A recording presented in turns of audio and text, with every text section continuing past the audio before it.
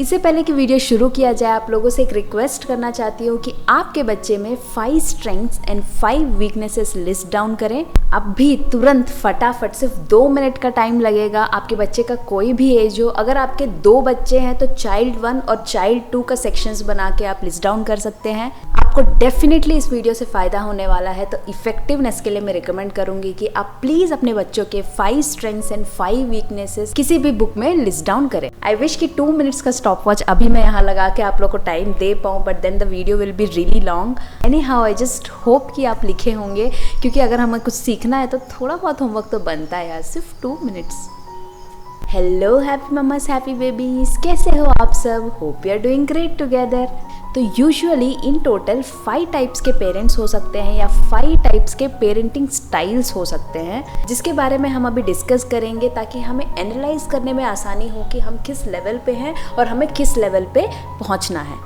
सबसे पहले तरह के जो पेरेंट होते हैं वो किसकी तरह होते हैं? वो होते हैं मक्खी की तरह। जी हाँ दोस्तों, पहले तरीके के पेरेंट होते हैं मक्खी की तरह। यानी कि मक्खी की खूबी ये है कि अगर पूरा हॉल साफ सुथरा है तो वो वहाँ कहीं भी जाके नहीं बैठेगी। अगर कहीं भी थोड़ी सी गंदगी है तो उस पर जाके बैठ जाएगी। उसकी दूसरी खूबी ये है कि उसे हम जितना भी उड़ाने की कोशिश करें वो फिर से आके चिपकती ही चिपकती है। और आखिरी चीज़ ये है कि वो पूरे दिन गुनगुन करती रहती है, आई मीन पूरे दिन हमिंग करते रहती है। हम में से कुछ पेरेंट्स ऐसे हैं जिनमें ये तीनों स्पेशलिटीज़ होती है। यस, जैसे कि बच्चा काफ़ी अच्छा है, साफ़ सुथरा है, केयरिंग है, लविंग है, हेल्पिंग है, ऐसे काफ़ी सारी अच्छाइयाँ हैं, जैसे कि एक साफ़ हॉल। पर दोस्तों, मक्खी जैसे पूरे साफ़ सुथरे हॉल भर में कहीं नहीं बैठती है, बस उस छोटी सी गंदगी में जाके बैठ जाती है। उसी तरह सेम ऐसे ही कुछ पेरेंट्स होते हैं जो पूरे साफ सुथरे अच्छे बच्चे को छोड़कर उसके हैंड राइटिंग की जो गलती है, उसके हैंड राइटिंग की जो गंदगी है, उस पर जाके बैठ जाते हैं और पूरे दिन हमिंग करते रहते हैं कि हैंड राइटिंग सुधार, हैंड राइटिंग सुधार। ये जो पेरेंट्स हैं वो बच्चे की कमज़ोरी पर बैठना पसंद करते हैं। कई बार बच्चे उस मक्खी को उड़ाने की कोशिश भी करते हैं, बट सॉरी टू से वो मक्खी फिर से आके चिपकना शुरू कर देती है। बच्चे दूर करने की कोशिश करते हैं पर ये मक्खी दूर नहीं होती। बच्चा इंटरेक्ट नहीं करता है या इंट्रोवर्ट है या बहुत ज़्यादा बातें करता है, ऐसे कोई भी एक कमज़ोरी को पकड़ के दिन रात उस पर बम्बार्डिंग करने लगते हैं। पूरे दिन वही बात को लेकर मम्मी पापा उसी चीज़ को टोकते रहते हैं। कभी कभार अगर पार्क्स में ये मम्मियाँ गैदर हो जाती हैं तो वहाँ पर भी मक्खियों जैसी लगी होती है कि मेरे बच्चे का मैथ्स वीक है, मेरे बच्चे का हैंड राइटिंग वीक है, मेरा बच्चा किसी से बात नहीं करता है। दोस्तों, इनका फोकस वहीं पे होता है। दोस्तों, मैं आपसे कहना चाहती हूँ कि अगर आप एक स्मार्ट एंड सक्सेसफुल पेरेंट बनना चाहते हैं तो ये एटीट्यूड डेफिनेटली आपको चेंज करने की ज़रूरत है। आस्क योरसेल्फ कि जब आप अपने बच्चे के वीकनेसेस लिस्ट डाउन कर रहे थे या स्ट्रेंथ्स लिख रहे थे, आपका फोकस सबसे ज़्यादा कहाँ था? According to a survey 95% parents बच्चों के वीकनेसेस पे फोकस करते हैं, उसी के बारे में बात करते हैं और उसी चीज़ को इम्प्रूव करने की कोशिश करते रहते हैं। और दोस्तों, जो दूसरे तरह के पेरेंट्स होते हैं वो होते हैं मच्छर की तरह। यस फ्रेंड्स, मक्खी के स्पेशलिटी के साथ साथ ये काटता है, ये खून चूसता है।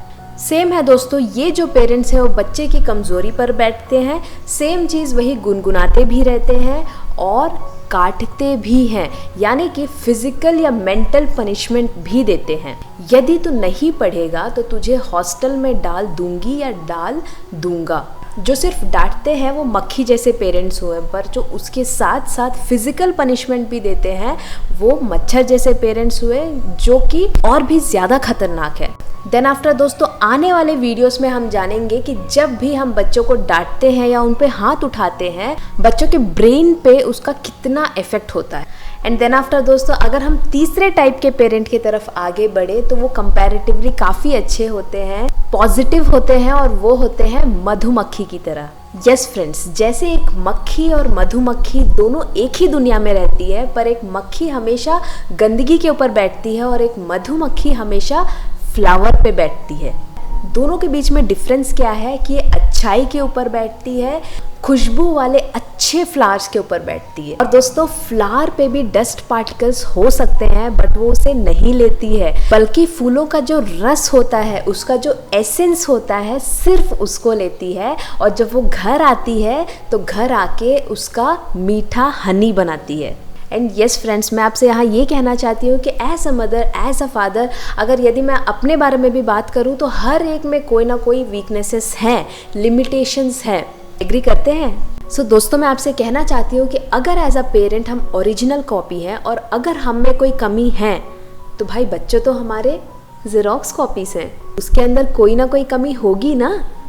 तो हनी बी टाइप के पेरेंट्स बच्चों के अंदर कमियों को नहीं ढूंढते, वो उसके अंदर एक फ्लावर को ढूंढते हैं और उस पे बैठने की कोशिश करते हैं। बच्चे के अंदर जो मीठा रस है, उनके अंदर जो अच्छी क्वालिटीज़ हैं, सिर्फ उसी के बारे में बात करते हैं, उसी चीज़ को गुनगुनाते रहते हैं। और मैं आपसे कहना चाहती हूँ कि घर पे अगर ऐसा माहौल होता है ना दोस्तों, तो बच्चे भी हनी की तरह मीठे होते हैं, हनी की तरह हेल्दी होते हैं और हनी की तरह उपयोगी होते हैं।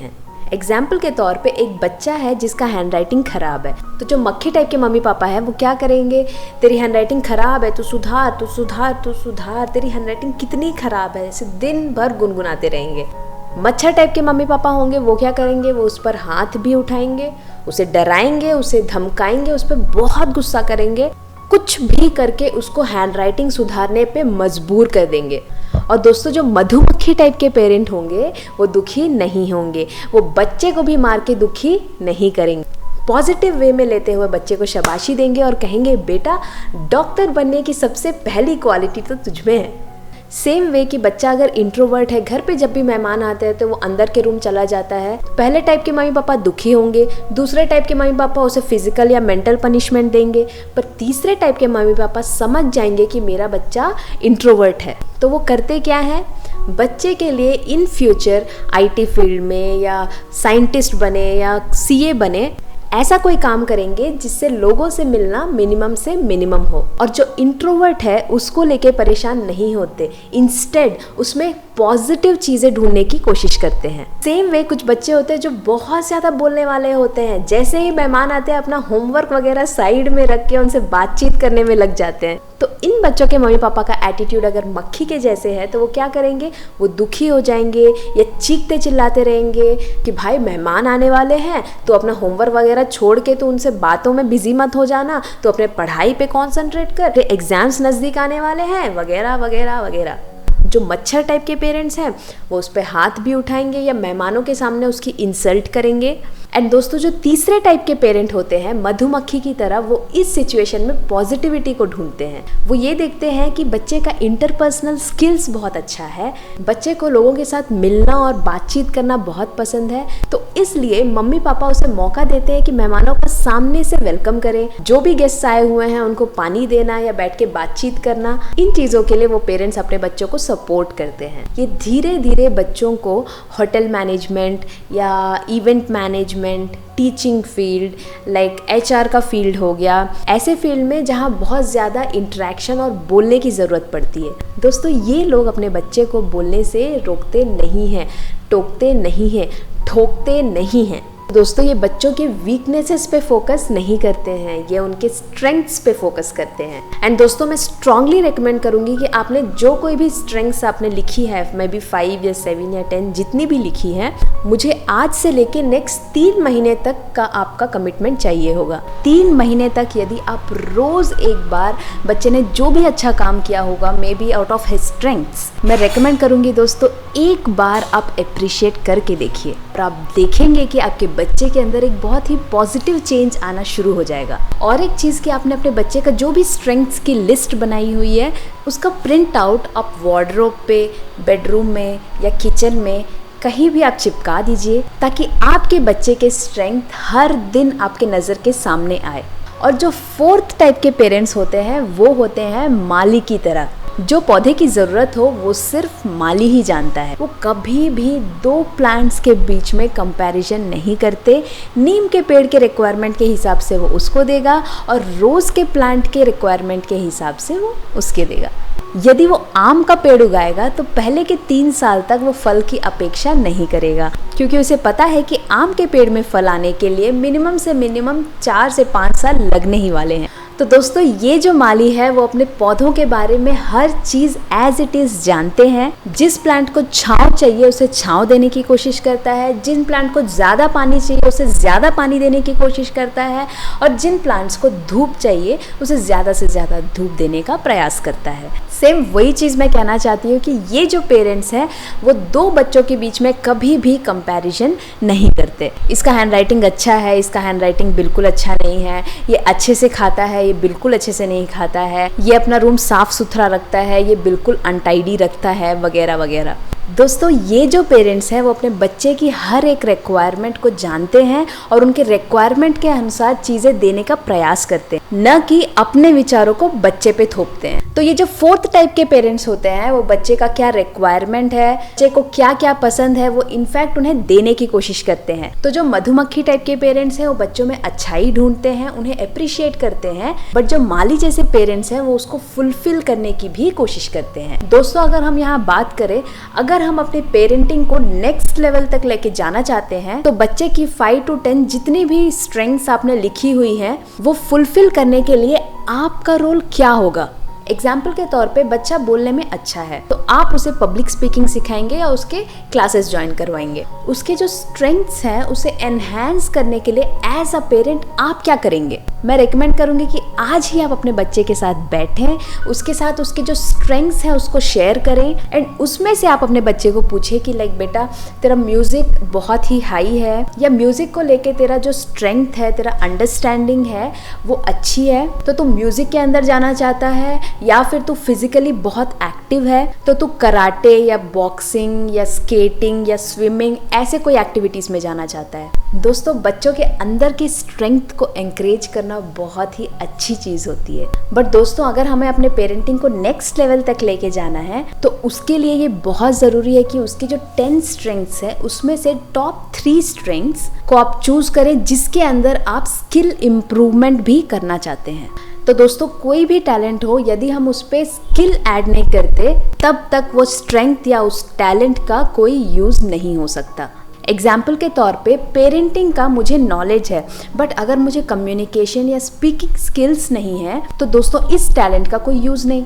और दोस्तों, बच्चे के पैशन को प्रोफेशन में कन्वर्ट करने का जो हम आगे आने वाले वीडियो में देखने वाले हैं, उसके लिए अगर आप अभी से वर्कआउट करना स्टार्ट करोगे तो दोस्तों मेरा मानना है कि आपको इससे बहुत ज़्यादा फ़ायदा होगा।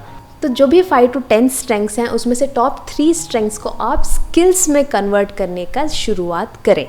फॉर एग्जाम्पल, बच्चे को म्यूज़िक बहुत पसंद है। जो नॉर्मल मम्मी पापा है वो उसको पढ़ते वक्त भी ईयरफोन्स लगाते हुए देख दुखी हो जाएंगे कि पढ़ते वक्त तो कम से कम म्यूज़िक बंद कर।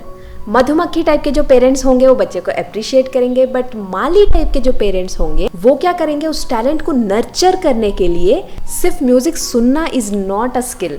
तो जो 2 घंटे वो गाना सुनता है उससे तो उसे कोई फायदा नहीं होगा, बट यदि वही 2 घंटे वो किसी डांस क्लास या कोई म्यूजिक क्लास या कोई गिटार क्लास ज्वाइन करता है तो ज़रूर फ़ायदा होगा। तो हम उसका जो टैलेंट है उसे नर्चर करने का काम करेंगे। तो टॉप 3 स्ट्रेंथ्स आप अपने बच्चे के साथ डिस्कस करें, उसे क्लासेस ज्वाइन करवाएं या घर पे प्रैक्टिस करवाएं या खुद ही आप उसको सिखाएं या उसे खुद सीखने का ऑनलाइन एक्सपोजर दें।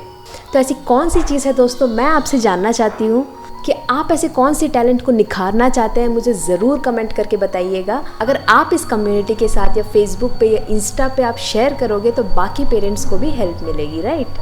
और लास्ट 5th, मिट्टी की तरह। जी हाँ, जो 5th टाइप के पेरेंट्स होते हैं वो मिट्टी की तरह अनकंडीशनल होते हैं। मे बी अगर माली को रोज़ ज़्यादा पसंद है तो रोज़ पे वो थोड़ा ज़्यादा ध्यान दे सकता है, और कोई फ्लावर कम पसंद है तो थोड़ा सा पार्शल हो सकता है, बहुत थोड़ा सा। पर दोस्तों, जो मिट्टी होती है वो पौधों को अनकंडीशनल लव देती है, अनकंडीशनल लव देती है। सेम वे मैं आपसे ये कहना चाहती हूँ कि अगर हम एक सक्सेसफुल पेरेंट बनना चाहते हैं तो हमारी ओर से हमारे बच्चे को जो प्यार मिलना चाहिए वो अनकंडीशनल होना चाहिए। माने बच्चा यदि 95% लेके आता है और बच्चा यदि 59% लेके आता है तो हमारे बिहेवियर में या हमारे बातों में या हमारे प्यार में रत्ती भर का भी फर्क बच्चे को नहीं लगना चाहिए। एंड दोस्तों, अगर उसमें कोई चेंज आ जाता है तो शायद वो लव अनकंडीशनल नहीं है। दोस्तों, मिट्टी जैसे कोई भी चीज़ को उसमें कोई भी बीज डालो उसे बढ़ाने का काम करती है, same way as a mother, as a father, ultimate goal जो मेरा इस वीडियो का है वो यही है दोस्तों कि मैं आपको उस मिट्टी के जैसे बनाना चाहती हूँ, जहाँ पे आप अपने बच्चे को विदाउट एनी कंडीशन प्यार करते हैं और बदले में आपका बच्चा भी आपको अनकंडीशनल लव देता है। तो क्या वो लेवल पे पहुँचने के लिए आप रेडी हैं? तो दोस्तों, इस जर्नी में हम आगे बढ़ेंगे जहां मिट्टी के जैसे हम अपने बच्चे को अनकंडीशनल लव देने की शुरुआत करेंगे। और मैं वादा करती हूँ कि एंड ऑफ दिस सीरीज तक मैं और आप दोनों मिलके अपने बच्चे के लिए इस मुकाम तक ज़रूर से पहुँचेंगे।